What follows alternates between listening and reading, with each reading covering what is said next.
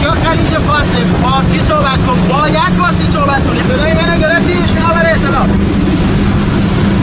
خیلی ممنون، شنیدیم.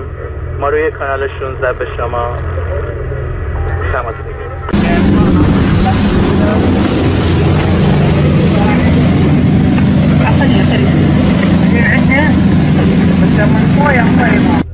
شما سکوهای جمهوری اسلامی ایران که در مسیرتونه باید حریم سکوهای ما را رعایت بکنید. حریم سکوهای ما باید رعایت بشه. ایران ما به شما نیاز نداریم.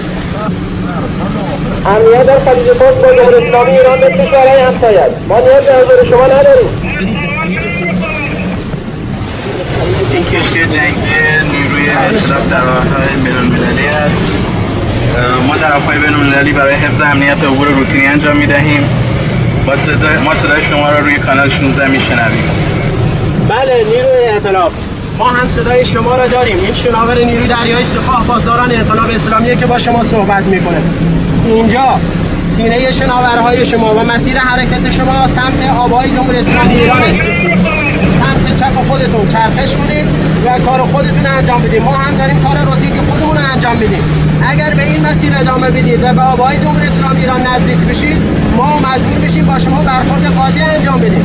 این کشتی جنگی نیروهای اطلاف، ما مسیرمون رو در آبهای بین‌المللی تغییر دادیم. ما در آبهای بین‌المللی برای حفظ امنیت عبور روتینی انجام میدیم. شما بگوید که حفظ امنیت در خلیج فارس بگین که من ناراحت میشم.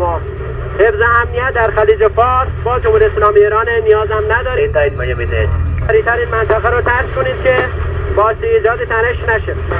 نیروی دریایی سپاه، ما فاصله‌مون رو از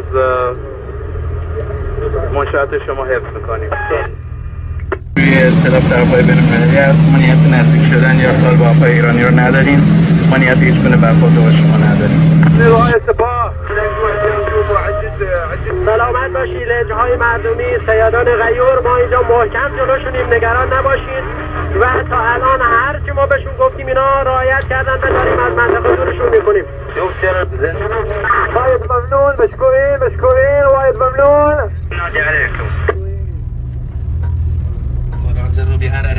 لنج‌های صیادی جمهوری اسلامی ایران، تمام لنج‌های صیادی به گوش باشین. شما با امنیت و خیال راحت کار خودتون رو انجام بدین. هیچ مشکلی نیست، ما اینجا هستیم و تعداد زیادی از نیروهای ما در اطراف هستن. هیچ مشکلی پیش نمیاد و